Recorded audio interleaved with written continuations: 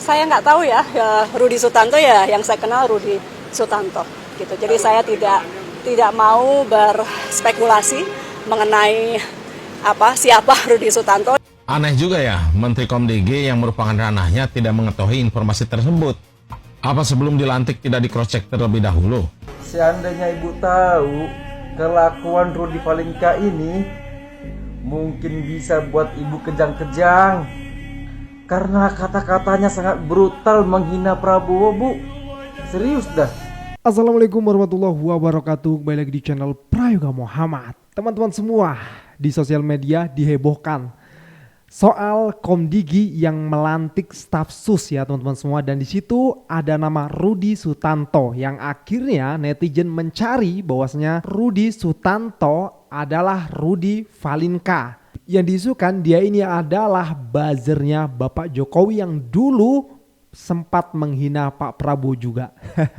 Tidak sia-sia ya, akhirnya menjabat juga.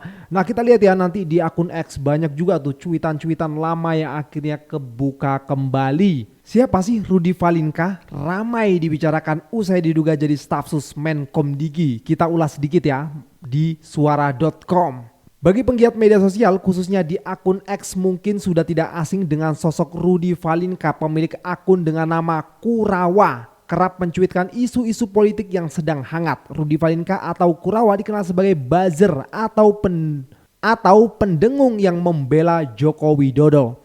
Dia juga kerap pasang badan untuk pemerintah seperti pada cuitan Rudi Valinka pada 30 Desember 2024 yang membahas mengenai lukisan Suprapto yang sempat batal dipamerkan di Galeri Nasional. Cuitan Rudi Valinka memang kerap menuai kontroversial ya, sosoknya sering muncul mewarnai isu-isu politik yang sedang memanas. Dilihat suara.com, akun Kurawa mulai dibuat pada Juni 2009, saat ini sudah memiliki 454,6 ribu pengikut. Jejak digital Rudi Valinka pada Pilpres 2019 terlihat membela Jokowi dengan banyak menyerang pesaingnya saat itu Prabowo Subianto. Namun pada Pilpres 2024 putar haluan membela Ketua Umum Partai Gerindra dan sekarang mendapatkan jabatan sebagai staf sus Komdigi. Rame di media sosial. Kita akan ulas teman-teman semua. Kita mulai dari akun X. Tapi sebelumnya gue ingin sedikit bertanya nih. Apa Ibu Mutia nggak tahu ya ngerekrut orang? Kok ngomongnya nggak tahu dan nggak mau tahu juga? Yang pasti si Rudi ini katanya punya keahlian lah ya. Makin kacau ini guys. Karena banyak nih komentar yang aneh-aneh nih ya. Oke, ini tweetan dari netizen ya. Izin nanya Bang Rudi Valinka @Kurawa, ini kamu? Kalau benar alhamdulillah, bertahun-tahun cuitan abang penuh kebencian kepada Pak Prabowo Subianto akhirnya membuahkan hasil, dapat kursi. Selamat bang, tulus dari hati yang paling dalam. Mau kita bacain gak nih? Nanti gua tampilin aja lah ya. Nah kita lihat komennya dikit nih. Aku diblok sama monyet buzzer tempe itu. Tidak jilatan yang sia-sia katanya. Ngeri modal jilat bol mul. Akhirnya kursi lipat katanya. Oh ini si tukang ngeblok akun follower yang sering debat doi. Hujatan berhadiah. Ini orang belum nge-tweet 2 hari sejak dilantik WKWK. Ya masih menikmati dulu dong. Slow men. Nah ini tweetan juga dari jejak digital ya. Arsip Rudi Sutanto alias Rudi Valinka alias Kurawa, staf sus Menkomdigi Metia Hafid, Kabinet Merah Putih Prabowo Subianto. Nih nanti gua tampilin di layar ya. Luar biasa sekali. Bocoran surat wasiat Pak Prabowo malam ini. Anakku, ini adalah lebaran yang sudah puluhan kali Bapak lewati dengan kamu. Sejujurnya Bapak kepingin punya cucu. Coba apa maksudnya ini ya? Kok ke personal sih ya kan? Ini ini di post 15 Mei 2019 ya, ketika itu masih mendukung Pak Jokowi ya, alias menjadi buzzernya Pak Jokowi. Kita lihat sedikit komennya. Staf sus mayoritas diisi oleh orang-orang titipan, bukan berdasarkan kompetensi dan keahlian. Apakah begini cara mengelola negara? Semua cuma omon-omon untuk kepentingan rakyat. Jika cara mengelola negara seperti ini hanya menghambur-hamburkan uang untuk yang hal tidak penting. Betul sekali. Bentar, gue bacain tweetan dari Rudi Valinka ya. Prabowo, Bowo Islan, Nusa Bowo, Wolan, apalagi ya kandidat nama negara baru untuk mengakomodir yang mulia Presiden terpilih Prabowo. Ini 2014 dulu nih ya, sekarang loh. Jadi kesetnya. Nggak mempan, Fufafa yang lebih sadis aja mas jadi wapres kok katanya. Harus nyerang biar bisa jadi staf sus ya. Jangan ditiru, jangan tiru yang nyerang kayak gini ya. Oke teman-teman semua, sekarang kita lihat komentar netizen melalui videonya dan juga klarifikasi dari Ibu Mutia sendiri. Ini dia videonya. Dan digital. Salah satu yang menjadi sorotan saat pelantikan ini adalah pengangkatan Rudi Susanto sebagai staf khusus Menkom Digi. Mutia Hafid membantah isu jika salah satu staf khusus Kemenkom Digi disebut sebagai mantan buzzer. Ia mengaku tak tahu latar belakang salah satu staf khusus yang dilantiknya bernama Rudi Susanto merupakan pegiat media sosial Twitter atau yang kini bernama X yang diduga bernama Rudi Valinka atau Kurawa. Mutia mengatakan bahwa resume Rudi Sutanto menunjukkan keahliannya di bidang komunikasi strategis sehingga dinilai cocok mengisi jabatan staf sus bidang strategi komunikasi. Rudi Sutanto ramai disebut sebagai Rudi Valinka, pemilik akun X dengan nama @kurawa yang selama ini dikenal dengan cuitan kontroversial. Akun tersebut juga kerap disebut buzzer, istilah yang mengacu pada penyebar informasi berbayar. Saya nggak tahu ya Rudi Sutanto ya, yang saya kenal Rudi Sutanto. Gitu. Jadi saya tidak mau berspekulasi mengenai siapa Rudi Sutanto. Yang CV yang kami terima, beliau memang juga adalah strategi komunikasi dan jadi juga mewarnai di kementerian ini karena secara kementerian ini kan juga nggak cuma digital tapi juga bidang komunikasi. Cukup ya. Kok bisa ngomong nggak tahu, dengan entengnya ngomong nggak tahu gitu loh. Lah milih staf kok bisa-bisanya nggak dilihat dulu gitu kan, jalur nasabnya, jalurnya dari mana dan lain sebagainya, pengalaman dan lain sebagainya, jejak digitalnya gimana. Berarti kalau mantan maling juga bisa aja tuh ya. Yang penting intinya dia bisa ini bisa itu. Yang bener dikit dong Bu, jangan malu-maluin Pak Prabowo gitu loh. Kita lanjut lagi. Ya, dia adalah Rudi Sutanto atau nama lainnya Rudi Valinka atau nama akun X-nya Kurawa. Dia adalah seorang buzzernya Mulyono dan dia juga sebagai ahoker. Dan lucunya Menteri Komdigi ya Mutia Hafid tidak tahu bahwa Rudi Sutanto ini Rudi Valinka ya. Aneh juga ya, Menteri Komdigi yang merupakan ranahnya tidak mengetahui informasi tersebut. Apa sebelum dilantik tidak di-cross-check terlebih dahulu? Si Rudi Valinka ini di zaman Jokowi dia rajin menyerang Prabowo ya. Nah sekarang menjilat ludahnya sendiri berada di Kementerian Prabowo. Saya cuma mau bilang ke Presiden Prabowo Subianto, tolong kalau mengangkat menteri atau staf sus, tolong di-cross-check dulu ya. Aduh, bisa-bisanya Ibu Mutia melantik buzernya Mulyono jadi staf khusus. Astaga. Ibu, kayak nggak ada lagi orang lain Bu. Seandainya Ibu tahu kelakuan Rudi Valinka ini, mungkin bisa buat Ibu kejang-kejang. Karena kata-katanya sangat brutal menghina Prabowo Bu. Serius dah. Bukan cuma Pak Prabowo doang Bu yang dihina. Kalau Ibu Mutia nggak tahu, apa jangan-jangan ini atas rekomendasi dari keluarga Solo? Jangan-jangan loh. Masa duit pajak kita digunakan untuk bayar buzzer guys? Yang benar aja.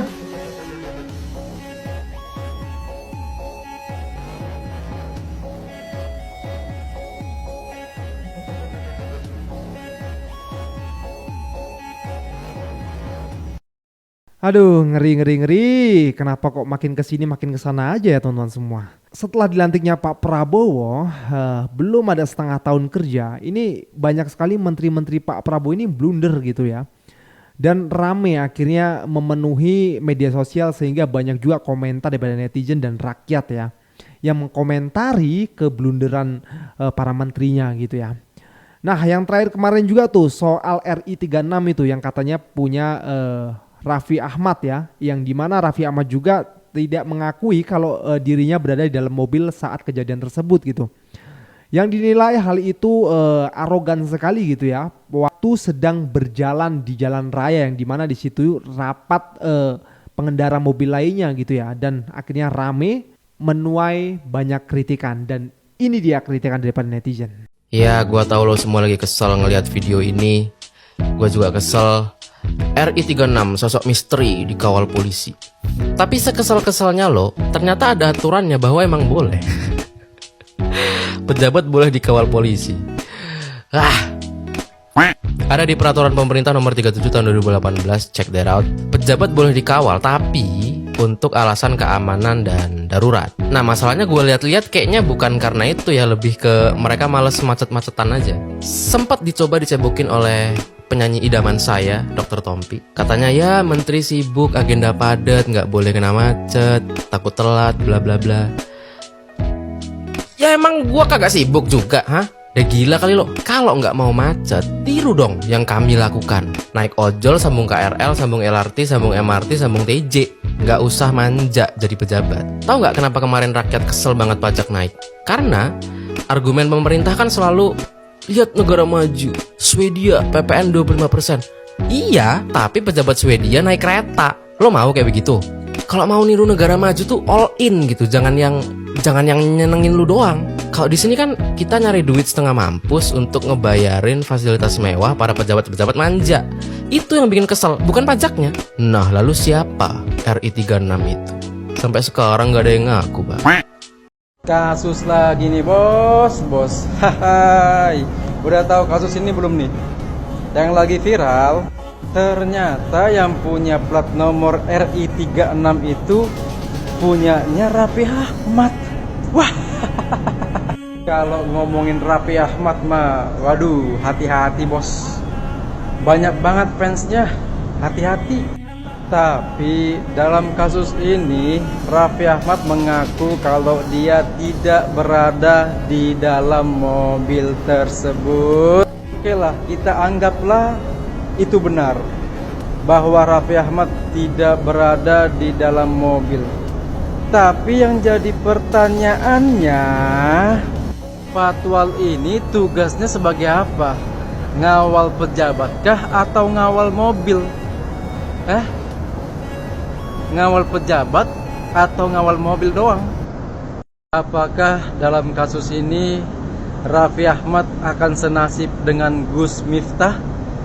Kita lihat nanti. Salam logika. Dr. Tompi yang dikenal sebagai dokter juga seorang penyanyi membela kasus arogannya Patwal yang mengawal mobil dengan plat RI 36. Dia bilang, apa susahnya sih masyarakat memberikan akses jalan duluan ke pejabat tersebut? Toh pejabat tersebut dalam rangka kerja dan jadwalnya sangat padat.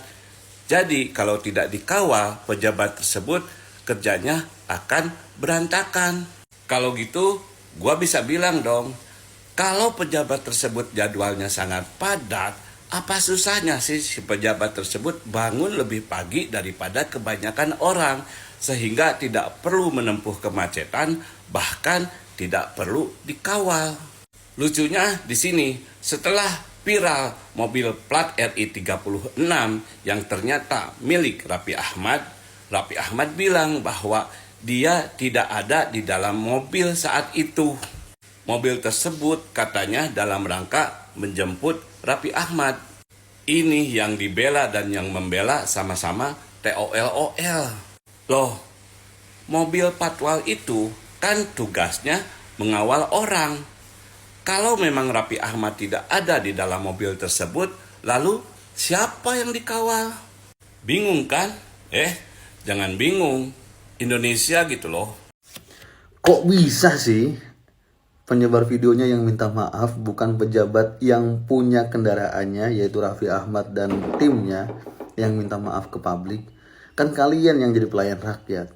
Kemudian kenapa masyarakat yang videoin kelakuan kalian malah justru yang minta maaf?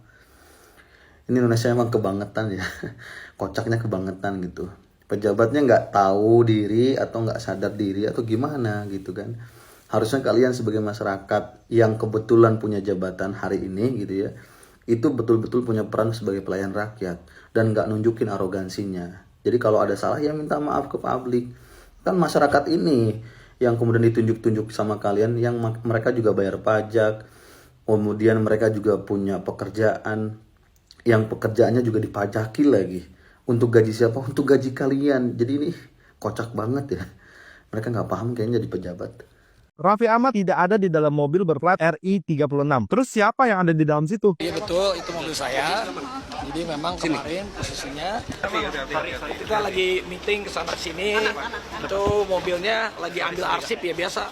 Kita lagi meeting, mobil ambil arsip, mobil ambil dokumen. Ya, itu kira-kira. Tapi yang memang kita harus kasih tahu bahwa itu sebenarnya fatwanya itu bukan bermaksud arogan. Tapi fatwanya itu kemarin ngasih tahu karena di depan itu mobilnya ada mobil melintang seperti itu. Cuman ya apapun itu, tapi semuanya udah dikomunikasikan juga sama Pak Seska, Pak Mayor Teddy sudah komunikasi. Pokoknya kita sudah diingatkan semua lah. Oke, jadi Raffi Ahmad juga udah ngakuin kalau mobilnya ini memang punyanya dia. Cuman pada saat itu dia tidak ada di dalam situ. Mobil ini dikawal untuk ngambil dokumen atau arsip yang diminta sama Raffi Ahmad katanya. Cuman yang jadi pertanyaan gua, kalau emang dokumennya itu sepenting itu gitu ya, kenapa nggak dibawa? Ya cuman mungkin lupa ya, makanya harus diambil gitu ya. Cuman kenapa harus dikawal sebegitunya juga gitu loh. Berarti kan yang dikawal ini mobil kosong kan, yang cuman disetirin sama supir. Yang di belakang tuh ada dokumen. Raffi Ahmad juga bilang kalau patwalnya ini bukan pengen arogan ke supir taksi Alphard ini. Karena mobil itu melintas, makanya ditegur. Cuman ini menurut gua dari gesturnya, itu sih marah sih, sampai nunjuk-nunjuk begitu gitu loh. Kadang-kadang memang kalau ada patwal begitu di tol atau di mana gitu ya, kita tuh suka yang kagok gitu loh. Dan posisinya memang yang gue lihat juga, mobil ini tuh memang dari awal memang sudah mau ke kanan. Cuman ketahan sama pengendara yang ada di kanan ini yang di belakang ya. Makanya dianya berhenti di situ. Kalau dari point of view-nya patwal mungkin melintang begitu gitu loh. Menurut gue juga resiko jadi pelayan publik kayak Raffi Ahmad ini ya semua hal akan dikomentari. Jadi mungkin mau nggak mau ya harus berhati-hati sih. Raffi Ahmad juga bukan yang ngelakuin pembelaan gimana-gimana. Dia juga udah kasih laporan juga ke Mayor Teddy katanya. Dan sudah diingatkan juga sama beberapa pihak. Ya gue pikir ini juga bisa jadi pelajaran buat patwal-patwal yang bertugas ya. Mau nggak mau harus menjaga sikap. Karena sekarang viralin sesuatu itu cepet banget. Jadi kalau misalnya salah bersikap, apalagi sudah sampai diviralin, hal-hal yang kayak gini pun bisa rame banget gitu loh. Ini bukan salah masyarakat menurut gue sih. Dan menurut gue tugas masyarakat ya memang harus begini, ngawasin dan kritis sama hal-hal yang seperti ini gitu loh. Oke, menurut kalian ada nggak sih orang yang di dalam mobil itu? Coba deh kalian tulis di komen. Jangan lupa follow ya.